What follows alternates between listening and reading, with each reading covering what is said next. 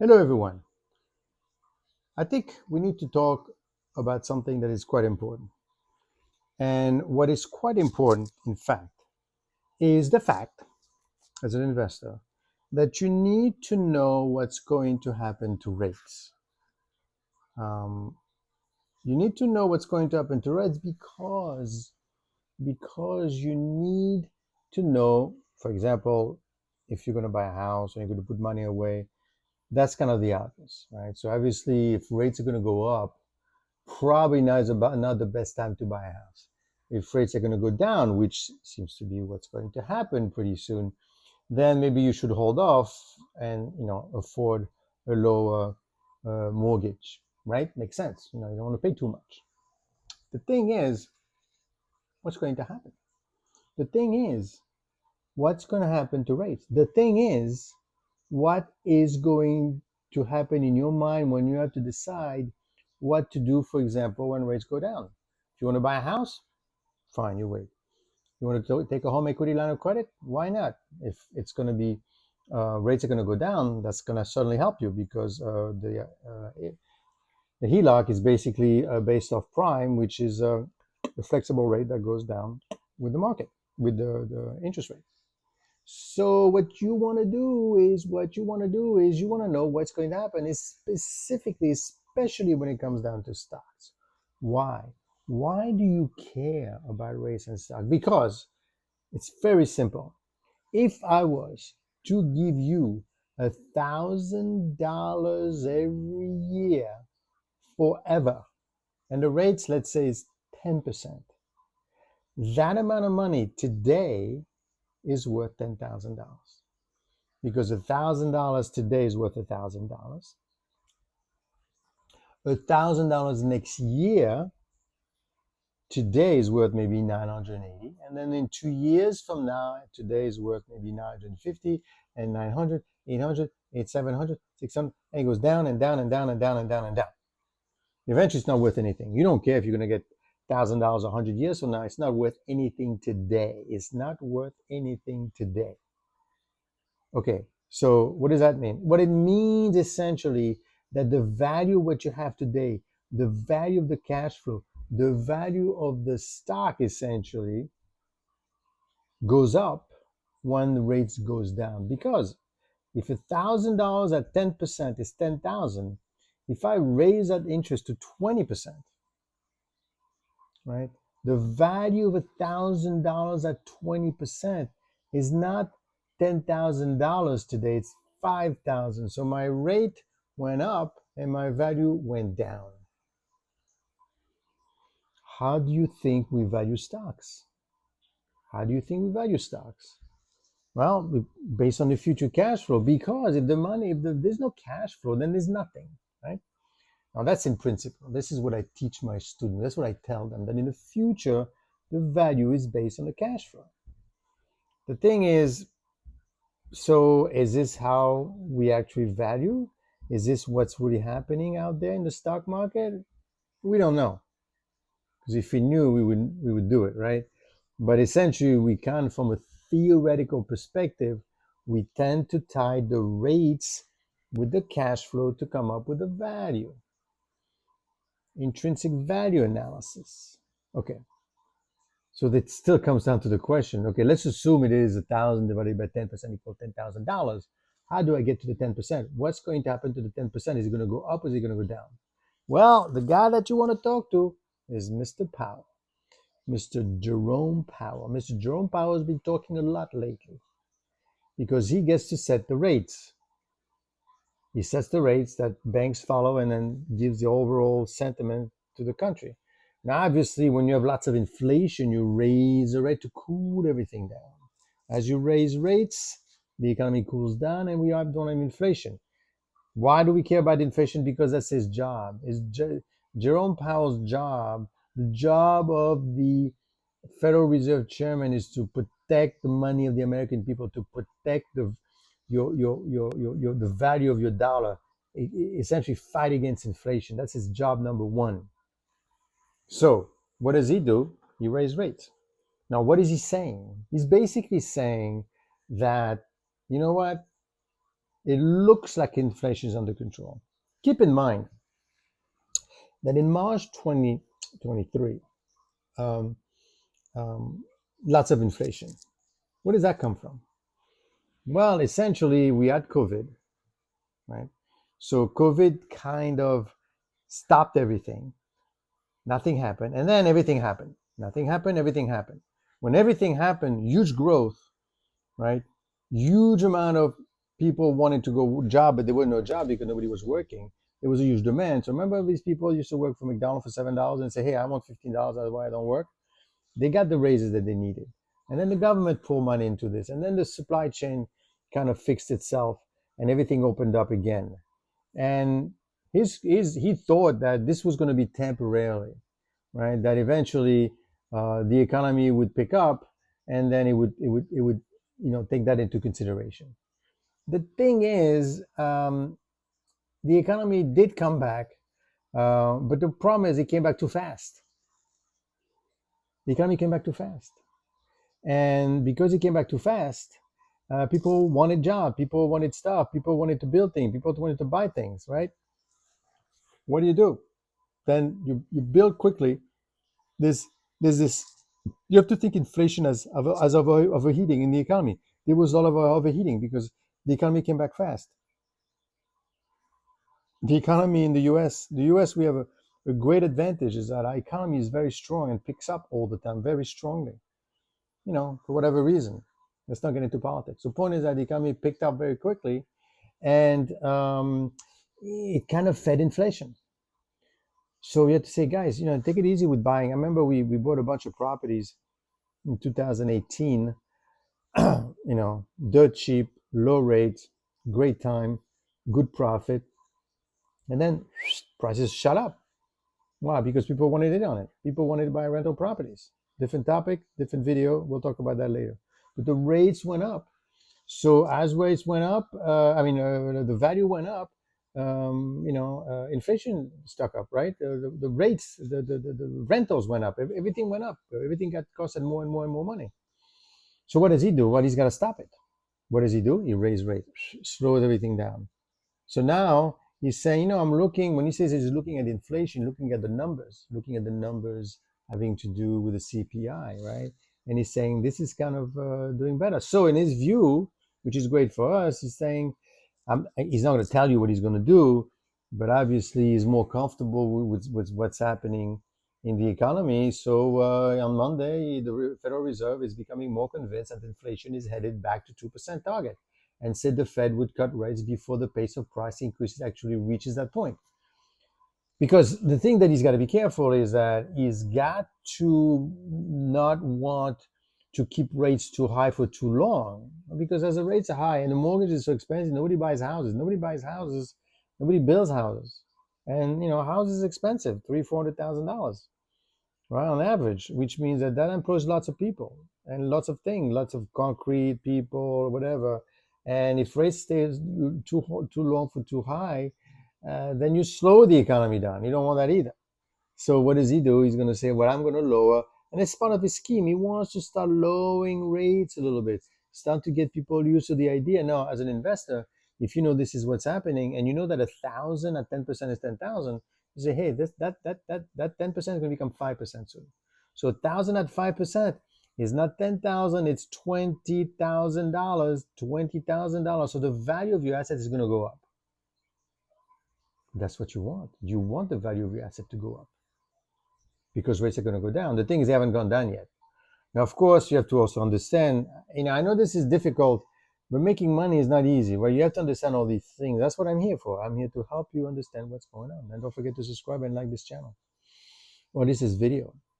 So rates are going to go down, value is going to go up, but it hasn't happened. So when is it going to happen? Well, it doesn't matter when it's going to happen. All you care about is you got to get into the stock market before it happens, because as rates are going to go down, or the impression or the knowledge or the perceived idea, then you're going to miss out on the boat that's going to raise the value of all the stocks. Now, what you're going to buy, that's a different topic, different video, different angle. Right now, you need to know What's going to happen to the stock market? Well, the stock market is going to start to go up. It's gone up a lot, I know, but rates have been quite high. Now, how low are they going to go? Are we going to go back down to zero? No, he's targeting 2%. So at the end of the day, rates are going to go down, but they're not going to go back down to what they were in 2008, 2010. None of that. Okay? Because you need a bare minimum. The reason you need a bare minimum is because the Fed needs to fight the economy. If you're at zero, you can't do anything at zero. At 2%, you can still go down to zero if you have to. There's a crisis. But if you're at zero and there's a crisis, what do? You're stuck. Is there going to be a crisis? I don't know. Many things can happen. Lots of things can happen. But the point is, you want to stay at 2%. The point for you is that you know that rates are going to go down. You know that your value of the assets are going to go up. So all you need to do there is to start buying in the market because rates are going to go up. You are going to need to wait until to buy a house until rates start to come down. Maybe you should position yourself with an HELOC and maybe start to buy investment property. Keep in mind, you got to find a way to repay that money because the HELOC is only good for 10 years after that. So that's what you need to do. No, what is the thinking for the Fed? What is he trying to accomplish here by going out and talking without saying anything? He's saying something. The point is like, when you're cooking, right? And you've got this thing nice and tight and the steam is in that pot, right? So what he's doing is letting it go, psh, a little bit of steam all the time. Psh. Yeah, I'm talking about the Fed. Psh. Yeah, of course, inflation is pretty good. So yeah, more likely than not, I can't tell you what I'm going to do. Psh. So he's reducing, so that ultimately he doesn't want a shock in the system, and rates going down, the market is going to adapt accordingly. Keep in mind that this whole market business is basically a bet on the future, and you need to have a future, right, to be able to say that it's going to work, to make a bet. You got to assume that something good is going to happen in the future, and that's the reason why he's doing it. He wants to make sure that it is an orderly process for the economy. You, as an investor, you need to decide where you want to be. How could you make money? I want to be a millionaire. How do I make money? Well, you're not going to make money by investing in bank stocks because obviously, as rates are going to go down, yes, stocks go up, but obviously, if you're a bank, that is not good because you're making less money from rates and everything else. So probably stay away from banks. Probably want to take a look at the tech stocks, tech sector. Now, obviously, the tech sector has gone up a lot. So what do I do? Well, you got to do your homework. Whatever it is, you're gonna have the tide is gonna raise all boats, and then you got to decide which boat you want to be in. But again, you need to do your homework. But again, you need to have a direction, and again, you have to be lucky because we're saying that he's going to lower rates because inflation is under control. Yeah, theoretically, but what do we mean by inflation? What do we mean by when we look at what's in a CPI? And what's in a CPI? You have a basket of energy, you have a basket of rents, you have a basket of food. But he's data dependent, so he's going to have to look which one he thinks is more relevant. I mean, to you, obviously, we say, well, CPI is going down. Who cares? I'm paying more and more and more and more money. You hear political speech. We're making more and more money. It's more and more money to feed my family, which is true. But he's not looking just at that. He's looking at all the elements of the CPI, all in the element of the inflation. We're talking about housing, rent, food, wages. There's a bunch of things that go into it. Now, of course, you could have a war in the Middle East. You never know, and that could increase the oil prices, which is more volatile. And if you have oil prices going up, inflation is going to go up.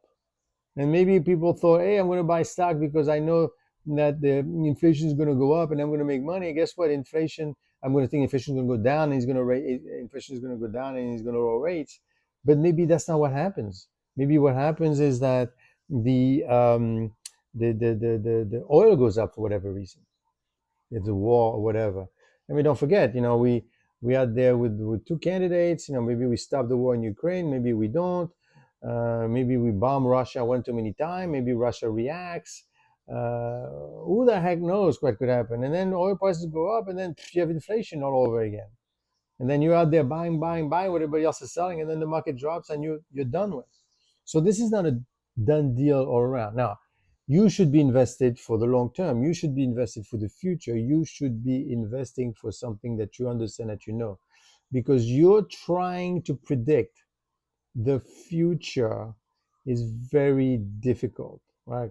He mentioned in one of his speeches himself that what's difficult about projection is knowing what's going to happen, obviously, right? Because if it was everybody would be doing it. So what you should be doing really is you should be going in slowly and doing what you think you're comfortable with. You have to be comfortable with your investment. You have to be comfortable with what's happening. How'd you get comfortable? Well, I mean, you need to, I hate to say it, but you need to educate yourself. You need to understand what's driving. And then you need to understand the characters, because the market, believe it or not, the market is this beast that needs to be fed every day. And it's always thinking about what's going to happen next. What is he going to do? What is going to happen? And you never know. Now, of course, we are going to have crashes. Rates are going to go up. Rates are going to go down. You know, this thing is, the last time we had inflation was in 1980s. Because of what?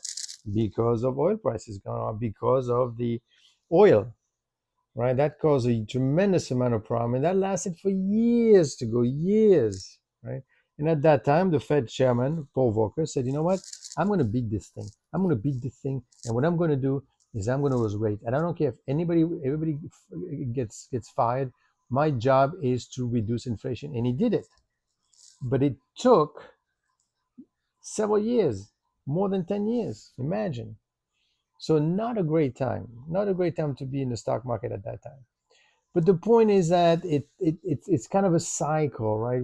We have cycle of inflation, we have cycle of recession, and it repeats itself. Everything repeats itself. Divorces, marriages, war, peace. Why is that? Why is this happening? The reason it's happening, and you should be aware of that, is your brain, in the brain of the investor, is basically built around preserving energy. How do we do that? Well, don't try to think too much. Because the more you think, the more energy you spend. The more energy you spend, the likely you are to be weaker. So this is us. This is us surviving. Right? Now, believe it or not, the element of what makes an investor is extremely crucial. It's extremely important, because it impacts a lot what it is that you do. Right? So basically, you're trying to preserve your energy. What do? Forget the stock market for a second. Think about war and peace. What do? How come you have always war? Don't you know when you're going to have a war? Can't we at least try to understand what causes it? Yeah, but it would require lots and lots of thinking, lots and lots of energy. We don't want to do that. We just want to spend as little amount of time as possible emotionally. Because emotionally, your emotion as an investor is not what's really happening. Your emotion as an investor is what the brain is projecting and think what's happening. Believe it or not. Believe it or not. Your emotions are not real. Your emotion as what your brain, because it's trying to save time, is projecting as to what's going on. You know, sometimes you go out and you hear a loud bang, bam, and you say, "Oh my God, somebody got shot." Take it easy. Nothing happened. It's just oh, I thought it was, exactly, right? So your brain is trying to save you time. But sometimes if it saves too much, you panic. Why do you think there were so many crises, so many wars all the time? Because of that. So as an investor, you got to be a pretty smart dude or dudette. You got to be pretty savvy. And more importantly, you've got to be pretty lucky. Because if you're not lucky, then forget it. Right? So to resume, what our friend Powell has been saying all along is that rates are going to go down. That's great. So market's going up, right? Market's going to go up. Yeah. Okay, then I should buy stock. Yeah. But which one are you going to buy? That's the question. You need to decide what you want to buy. You need to decide also, you can't just buy anything. It's got to be something that is working. Otherwise, a big waste of time. Lots of investors out there think that, I'm just gonna go on YouTube and see, okay, what are these guys saying, but this is not entertainment. This is real. And even if you do all these things right, even if rates go down and everything that you do, you're doing it right. Guess what? What could potentially end up happening is that you just don't have enough time to do it, because the market could go up and down so quickly that it would be a catastrophe, right? So lots of things have to work at the same time well. And you need to know what those things are, because if you don't know what those things are, I don't know what to tell you. So educate yourself, listen to what's going on, meditate, obviously. Don't panic. Don't panic. Understand your investment portfolio, understand who you're working with, understand where the market is going, and then invest. And then watch. And then invest again. And then watch. And then invest again. The thing is, keep in mind it, right? It goes up and up and up and up. Yeah, sure. But what happened in 1999 when we lost 20% on the NASDAQ? You know how many years it took for it to go back? 15 years. That is too much time. That doesn't make any sense. That is a bad thing. But as an investor, you got no choice. So try not to get too involved. Don't try to get too panicky, but at least try to understand. You need to understand what's happening, and don't listen to me only. You need to understand. You listen to yourself. You need to read. You need to be listened, and you need to sometimes stop everything and think about what's going on. Because it's a moving market, it's a moving target. Anything is possible in this market, anything at all. And I will say one thing is that inflation is not supposed to stick around for too long. My impression is that he's got this thing under control. Why is it? Well, because the U.S. economy is strong enough, and is strong enough to to to take the hit from the rates being so high all the time.